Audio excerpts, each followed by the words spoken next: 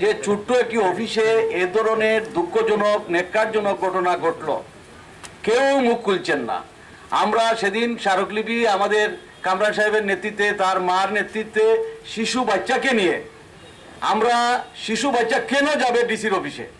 2.5 মাসের সন্তান, সে গেছে যে কোনো মানুষ, সারা সিলেটের সব মানুষ তাদেরকে সান্ত্বনা দিতে এসেছে, কিন্তু প্রশাসনের, জেলা প্রশাসন, পুলিশ প্রশাসন কোনো লোকে আসে নাই। কোতোয়ালির ওসিএন চার্জ উনি এখন পর্যন্ত ছুটিতে আছেন। উনি ঘটনার আগ থেকে এখন পর্যন্ত ছুটি বৃদ্ধি করে যাচ্ছেন। হয় কেন উনি ছুটি বৃদ্ধি করবেন? উনার থানার ভিতরে এত বড় একটা দুঃখজনক ঘটনা ঘটেছে, সেটা অত্যন্ত মর্মান্তিক। আমরা আজকে আপনাদের সহযোগিতার মাধ্যমে আমরা আমাদের রায়ানের মা বলেছেন তার প্রতি সম্পূর্ণ আস্থা রেখে তার বাচ্চার প্রতি, বাচ্চা কুলে নিয়ে আমরা শপথ নিয়েছি। আমরা এই হত্যাকাণ্ডের সুষ্ঠু বিচার এবং সুষ্ঠু তদন্তের মধ্য দিয়ে আমরা এগিয়ে যেতে চাই।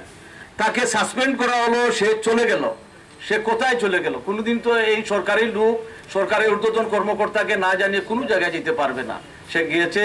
আমরা মনে করি 72 ঘন্টার মধ্যে তাকে গ্রেপ্তার করে আসল রহস্য, তাকে আশ্রয়দাতা কে, তাকে প্রশ্রয়দাতা কে, তাকে যোগানদাতা কে, কে তাকে এই পরামর্শ দিয়েছে সেটা বাইর করে নিয়ে আসতে হবে। তার বক্তব্য জনসমক্ষে আসা উচিত, তার বক্তব্য ম্যাজিস্ট্রেটের কাছে দেওয়া উচিত।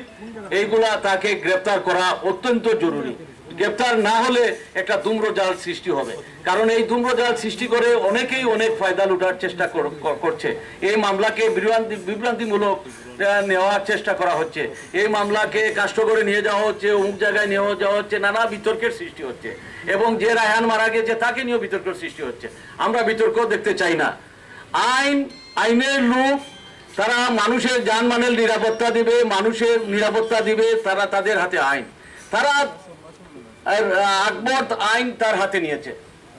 সুতরাং তাকে জবাব দিতে হবে এবং পুলিশের পক্ষ থেকে জবাব দিতে হবে।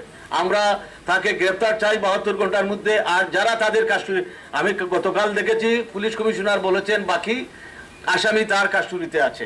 আমরা আজকে যারা তদন্ত করছেন পিবিআই, আমরা অত্যন্ত শক্তিশালী, তাদেরকে আমরা অনুরোধ করব যে অতি তাড়াতাড়ি এদেরকে গ্রেপ্তার করে নিয়ে এদের কাছে জবানবন্দি রেকর্ড করা আর মূল আসামিকেও নিয়ে আসা। আর আজকের এই দিনে আমি আপনাদেরকে সত্য জিনিসটাকে, আপনারা যেভাবে অতীতে সত্য জিনিসটা বের করে নিয়ে এসেছেন, সত্য জিনিসটা বের করে নিয়ে আসবেন। কারণ এখানে নানা ধরনের অপতৎপরতা শুরু হয়েছে। আমরা ব্যক্তিকে করব, পুলিশ বাহিনীকে আমরা কোনোভাবেই পুলিশ বাহিনীকে আমরা আক্রমণ করব না।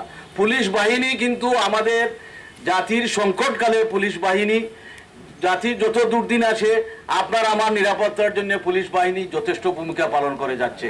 পুলিশের সুনাম আমরা রক্ষা করতে চাই, পুলিশের সুনাম রক্ষা করে আমরা সামনের দিকে যেতে চাই। যে পুলিশ অপরাধ করেছে, যে অপরাধী, তার বিচারের শাস্তি সুনিশ্চিত করা আমাদের সকলের দায়িত্ব।